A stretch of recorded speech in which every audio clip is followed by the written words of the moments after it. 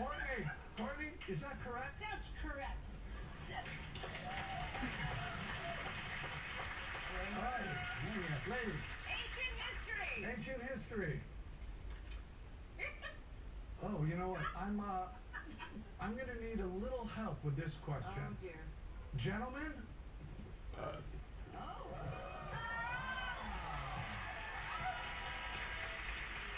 This very barbershop quartet famously delivered a message to Rachel from Ross. But can you complete the lyrics?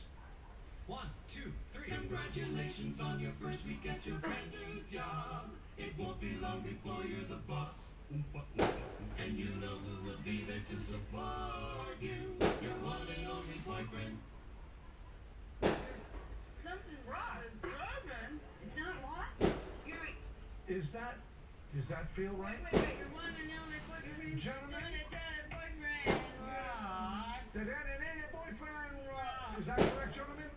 It's nice to have a boyfriend. Your loyal, loving boyfriend. Ross. Ross. Thanks, guys.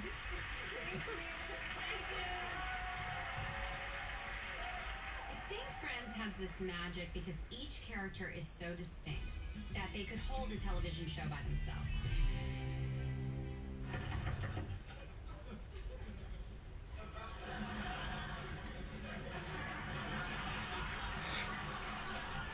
That's her sister. Yes? Hi, is Rachel here? I'm her sister. When my agent called me and said, do you want to play Rachel Green's sister on Friends? I was like, have I won the lottery? Which sister is this? Is this the spoiled one or the one that bit her? The spoiled. Daddy, cut me off. Never mind, I got it. Okay, so one of the most exciting things was I got to be in the scene where I'm in the apartment and Joey walks in and he goes, Hey, how you doing? How are you doing? his iconic line, and I was so excited. And to watch a famous character say his famous line, come on. Hey, it's Phoebe. We can talk to Phoebe. If you think about Monica or Phoebe or Rachel, each one of them is a leading character. But together, you get this great repartee, all the actors at the top of their game, and great chemistry. Right. No! Julie, we swore we'd never tell. They'll never understand. But we have to say something. We have to get it out. It's eating me alive. They were funny, they were engaging, they knew their characters so well, but they also worked so well together. There was a real sense of love for each other. I liked it. Monica Bigger, louder. got stung by a jellyfish. All right. I got stung. Stung bad. I couldn't stand. I couldn't walk. We were 2 miles from the house. We were scared and alone. We didn't think we could make it. I was in too much pain. And I was tired from digging the huge hole. And then Joey remembered something.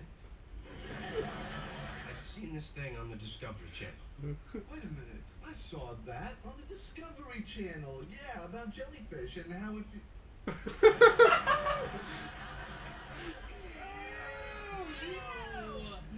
You peed on yourself? Ew!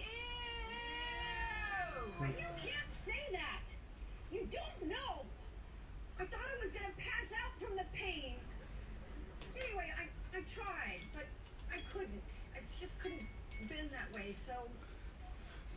Oh, Monica, Oh, that's right, I stepped up.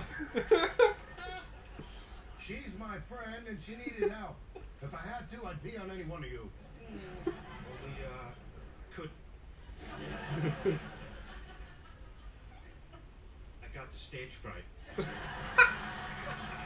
I wanted to help, but there was just too much pressure, so I turned the channel. Joey kept screaming at me, do it now. Sometimes late at night I can still hear the screaming. That's because sometimes I just do it through the wall to freak you out. I know I was laughing. Do you remember the first table read ever? That's the first time I laid eyes on any of you. I don't remember I remember what you wore. That's it. That's unbelievable. And I don't Remember remember what the boys wore. wore. I do remember what Courtney and you wore. That's it. What did I wear? A white, lacy, hippie-ish Oh, it's trying to be blouse. Phoebe. You're being Phoebe, and jeans, and Courtney had a pink baby doll tee from Fred Siegel with a white trim. Yeah, I just remember that's when we all met, I remember meeting everyone the You first time. remember what I was wearing? I don't remember what, but I do remember you the first person I saw, and you know I was like, oh, okay, that's why I've been losing out on all these roles over these years. I mean, this is the hunk, you know, right here. Of course, he's Joey, and then hearing all of you for the first time, that blew me away.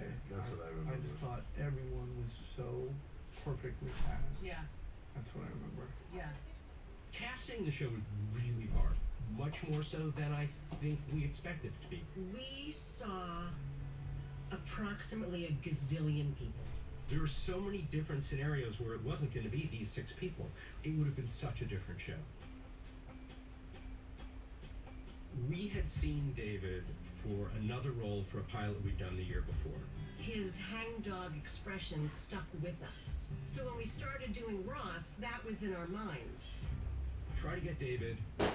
David has quit television. He's had a miserable experience doing another show. He's moved back to Chicago to just do theater. And we had to beg him and beseech him and we wrote this for you. I believe we sent him gift baskets. I have no recollection of the gift basket. I thought we just sent him a script. We assured him that whatever his past experience was, this was going to be different, we promise, and he came on board. All right, we got one. We saw a bunch of women who read Phoebe, and it was nothing. And meanwhile, my husband Jeffrey was writing and producing Mad About You, and he said, Phoebe's right here, playing Ursula, the waitress. Yeah, anything else? No, thanks, we're fine. Okay, I'm just gonna go get your check. Got it right here. Great, okay, right. You could see a lot of the beginnings of Phoebe there, but on Mad About You, she had more of an edge. Phoebe was a much more positive image.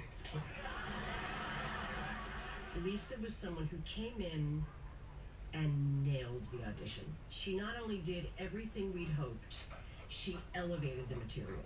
Lisa Kudrow was the second one to get cast in Friends right after David, and that was at the beginning, so we thought we were on a roll, and then came about 2.5 months where we cast no one. Matt LeBlanc, if I remember correctly, had like $11 in his pocket when he auditioned. Maybe it was 9, but it wasn't a lot. And we saw a lot of guys who you believe were actors, guys who liked women, but they weren't funny. Then Matt came in, and suddenly on him the lines felt funny. He hadn't done an awful lot. He'd done another show, but he hadn't done an awful lot. So Matt went right down to the wire, auditioned at the network at NBC with another actor, and he killed it, and he got the part as Joey. But the funny thing about it is, the other actor ended up in the show, in the one with the Unagi, playing fake Joey, ironically. How are you doing? No! How you doing? How you doing? Damn it, Carl. Go with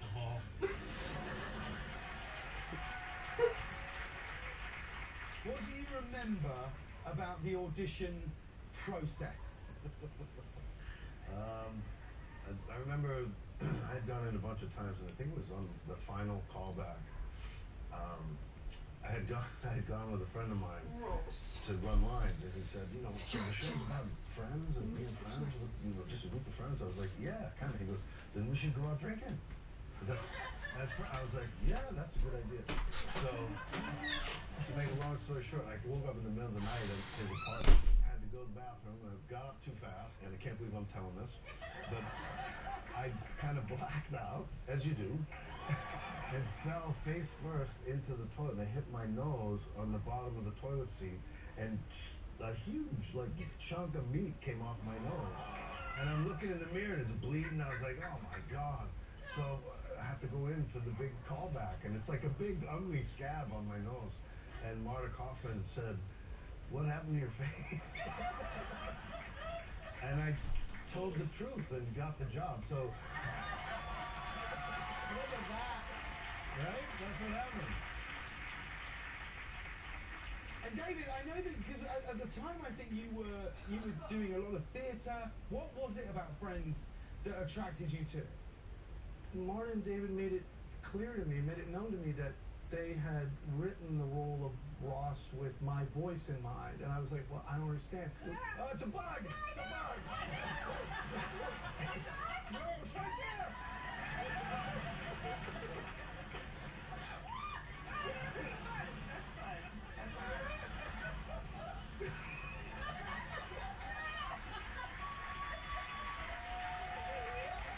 It's gone.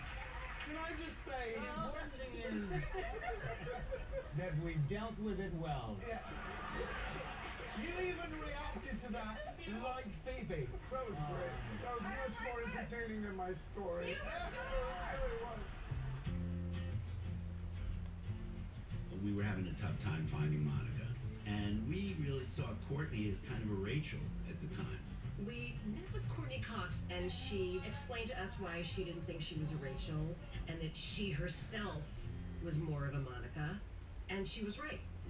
Courtney brought this incredible joy to the character. She'd been in the Bruce Springsteen video and with Michael J. Fox on Family Ties, so people knew Courtney.